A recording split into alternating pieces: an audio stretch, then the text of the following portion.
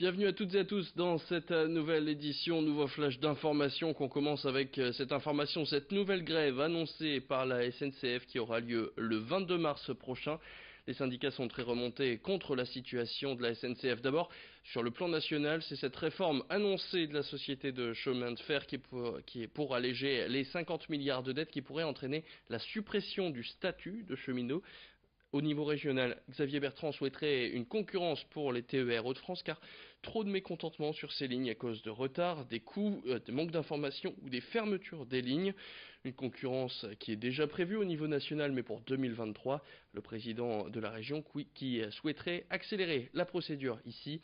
Enfin, au niveau local, la CGT s'insurge entre autres contre la suppression de guichetiers à Lille.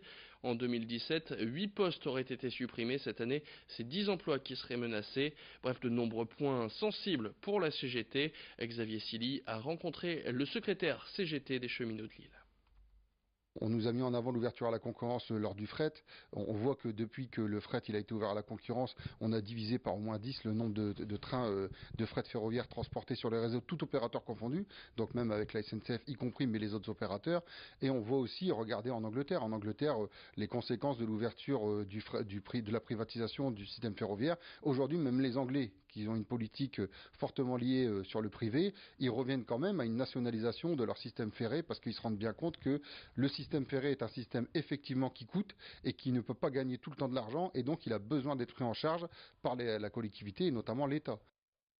Lundi après-midi, le LOSC et les avocats de l'ex-entraîneur lillois Marcelo Bielsa avaient rendez-vous devant le tribunal de commerce. L'Argentin conteste son licenciement pour faute grave. Il réclame 18 millions d'euros au club qu'il demande à être reconnu comme en cessation de paiement. Les audiences ont eu lieu. Le verdict est attendu pour le 5 mars prochain. Difficile d'en savoir plus, mais les premiers échos seraient rassurants pour le club nordiste, puisque le procureur irait dans le sens du LOSC. Il aurait demandé à ce qu'aucune sanction ne soit retenue contre les Lillois. Cependant, Marcelo Bielsa aurait proposé un accord à l'amiable entre les deux parties qui a été refusé par le club. Autre information, il semblerait bien que cette histoire aille plus loin que le verdict attendu au début du mois prochain, puisqu'un appel devant la cour de Douai est plus qu'envisageable. Bref, un petit soulagement pour le LOSC qui va encore traîner cette affaire Bielsa pendant un moment. Alexis Tessier.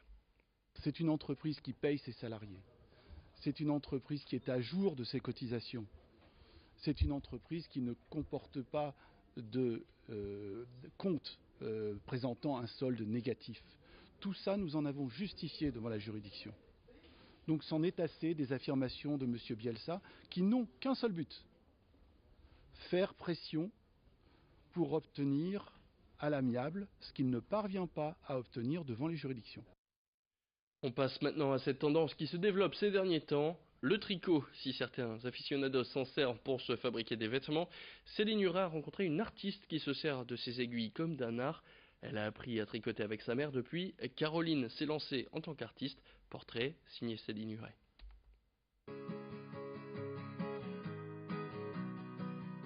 Nous voici dans l'univers de Caroline Hoffmann, une artiste roubaisienne de 32 ans. Après une formation de styliste et un passage aux Beaux-Arts, Caroline s'est lancée en tant qu'artiste. Sa grande particularité, c'est d'exprimer son art à travers différents supports. Tout d'abord la peinture, mais également le tricot. Si pour beaucoup, tricoter sert à confectionner des vêtements, Caroline s'en sert pour s'exprimer et faire passer des messages. Ce long tricot bleu à l'allure d'écharpe est l'une de ses créations porteuse d'un message sur le rapport de l'homme au temps. Méditation, c'est un tricotin que je fais pendant que je suis dans les transports en commun, c'est-à-dire dans des espaces-temps qui ne sont pas forcément dédiés à une activité. Voilà, je manifeste visuellement ces espaces-temps un peu morts de transport par le tricot. Donc ça donne quelque chose de très très long. C'est aussi un appel à la méditation parce que le fait de répéter tout le temps les mêmes gestes, ça fait du bien et on rentre dans un cycle et dans une dynamique plus intérieure. C'est comment visuellement générer le temps, comment montrer le temps par le visuel. Du temps, Caroline en passe beaucoup avec ses aiguilles et ses crochets, car au-delà de sa fonction de support artistique, pour l'artiste, le tricot a de vraies vertus. C'est bon pour les maths, parce qu'il faut compter des points, des choses comme ça. Et puis ça détend, ça calme, c'est une activité qui est tranquille, qui fait du bien. Et c'est aussi la vertu du tricot, une activité qui permet aussi de s'habiller autrement, de consommer autrement, de faire son propre pull ou sa propre écharpe. C'est pas la même chose que de l'acheter dans les magasins, et ça a une implication même politique, je dirais. Ces avantages séduisent de plus en plus de jeunes. Depuis quelque temps, tricoter devient très tendance. C'est accessible à tout le monde, c'est ça qui est génial, même les enfants peuvent tricoter, et d'ailleurs il y a de plus en plus de jeunes parents, j'ai des amis jeunes parents qui font tricoter leurs enfants, donc les tout petits s'y mettent, les plus jeunes s'y mettent. Une fois le savoir-faire acquis, le tricot peut être aussi un moment de partage. Cette écharpe de 35 mètres de long en est le symbole. Elle a été réalisée à l'initiative de Caroline avec le gang des tricoteuses, une cinquantaine de passionnés qu'elle a rejoints il y a 4 ans. Le tricot comme art ou comme passion, une pratique qui n'a pas fini de séduire. Et puis 2017 a été une très bonne année pour les ventes de voitures neuves dans les Hauts-de-France. D'après cette enquête publiée par l'Observatoire CTLM, 300 000 véhicules neufs ont été immatriculés dans la région l'année dernière, ce qui fait des Hauts-de-France la deuxième région la plus conséquente derrière l'Île-de-France sur ce sujet. Autre particularité cette année, 81% des personnes sondées sont dites soucieuses de mieux respecter l'environnement avec un véhicule plus propre. Peut-être le symbole d'une forte préoccupation environnementale près de chez nous. D'après ce rapport de l'Observatoire, on peut conclure que les nordistes se sentent concernés par le réchauffement climatique et essayent d'apporter leur pierre à l'édifice. Edil Gunaï a rencontré Flavien Neuvy, responsable de l'Observatoire CTLM. On l'écoute.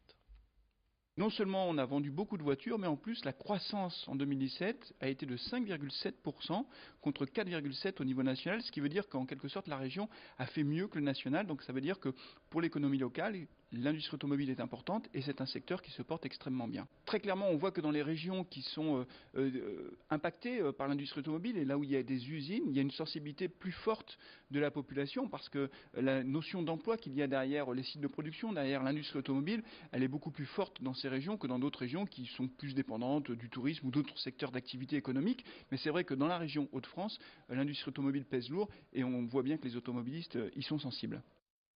Et c'est la fin de cette édition. Merci à toutes et à tous de l'avoir suivi. Tout de suite, vos prévisions météo.